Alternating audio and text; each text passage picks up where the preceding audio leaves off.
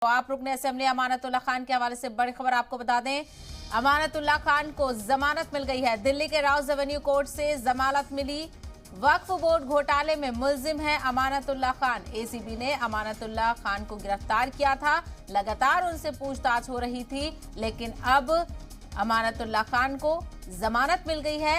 दिल्ली की Rouse Avenue court से जमानत मिल गई है। अमानतुल्लाह खान को वक्फ बोर्ड घोटाले को लेकर मुल्जिम बनाया गया था और लगातार उनसे पूछताछ की जा रही थी। एसीबी ने रिमांड की दरख्वास्त की थी, उनकी रिमांड भी दी गई थी, लेकिन फिलहाल आपको बता दें अमानतुल्लाह खान को बड़ी राहत मिली। अमानतुल्लाह खान को जमानत मिल गई है।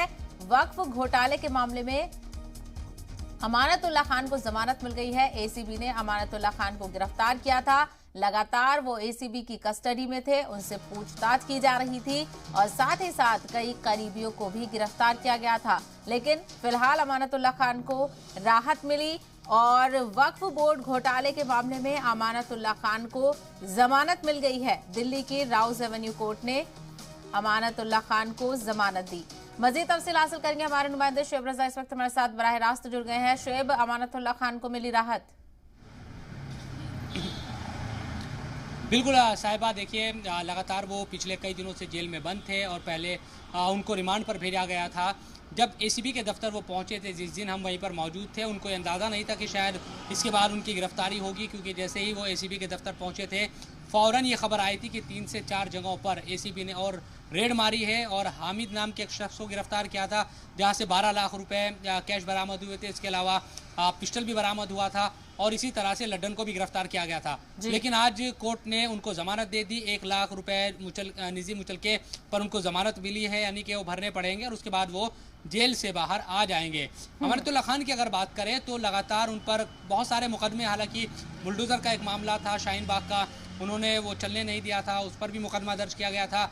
एक मामला और था कालिंदीगुंज के पास, वहाँ पर घर तोड़े गए थे एमसीडी के जरिए, लेकिन वहाँ भी उन्होंने विरोध किया था और उस दौरान उनकी गिरफ्तारी भी हुई थी। एक दिन वो जेल में भी रहे थे और उसके बाद उनकी जमानत हो गई थी। लेकिन इस बार का जो मामला था दिल्ली वक्फ बोर्ड में जिस तरह से करप्शन के आरोप लगे, उसको लेकर था। लेकिन अब कोर्ट ने उनको जमानत दी है। दिल्ली वक्फ बोर्ड की करप्शन की जहाँ तक बात है तो जो सबसे बड़े मामले थे वो ये थे कि 32 लोगों को उनकी तरफ से रखा गया था और ये आरोप लगे कि उन्होंने अपने चहेते या कहें कि जानने वालों को नौकरी पर रख दिया और बैकडोर से उनकी एंट्री करा दी दिल्ली वक्फ बोर्ड में।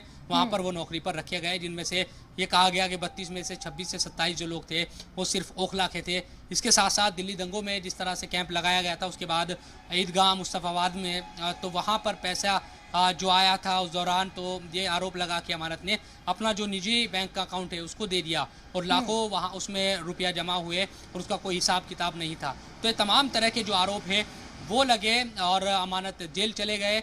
अमानत की अगर बात करते हैं तो इसलिए इस बार जो मामला है बहुत ज़्यादा बड़ा बन गया था, क्योंकि जब अमानत को एसीबी लगातार बुला रही थी, जिस दिन वो पहुँचे थे तो उनके घर पर भी छापेमारी हुई और उनके करीबियों पर छापेमारी हुई।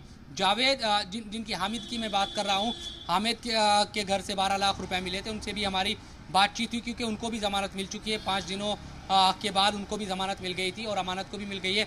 लड्डन अभी जेल में है, जिनसे पूछताछ एक तरीके से की गई थी एसीबी के ज़रिए, उसके बाद उनको जेल भेजा गया था। तो अमानत के घर से कुछ नहीं मिला था, यही बड़ी वजह रही, क्योंकि जब भी एसीबी ने सवाल उठाए कोर्ट के अंदर कि अमानत के करीबी है हामिद, उनके घर से पिस्टल भी मिली है, पैसे भी मिले हैं, तो जो अमानत के वकील थे उनकी तरफ से कहा गया कि आप कैसे साबित करेंगे कि वो अमानत के करीबी है, या पिस्टल का जो इस्तेमाल है उसको करने के लिए अमानत ने कहा था कि आप पिस्टल का जब मैं कहूँगा आप तब इस्तेमाल करना। ये एसीबी की तरफ से कोर्ट में दलील दी गई थी, एफआईआर में इस बात का जिक्र किया गया था।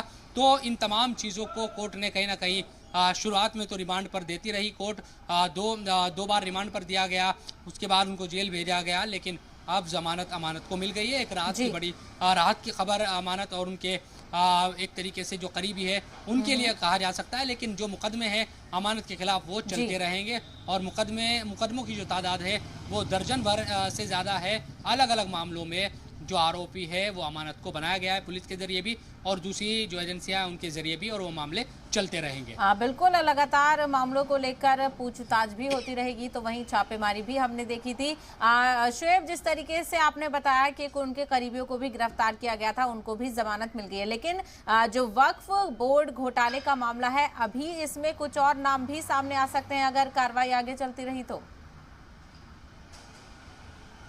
देखिए, ये 2016 से जुड़ा हुआ मामला है, अब 2022 चल रहा है। जाहिर सी बात है कि अमानत उस वक्त पहली बार दिल्ली वक्फ बोर्ड के चेयरमैन बने थे, तीसरी बार अभी जब अमानत चेयरमैन है तो वो तीसरी बार है।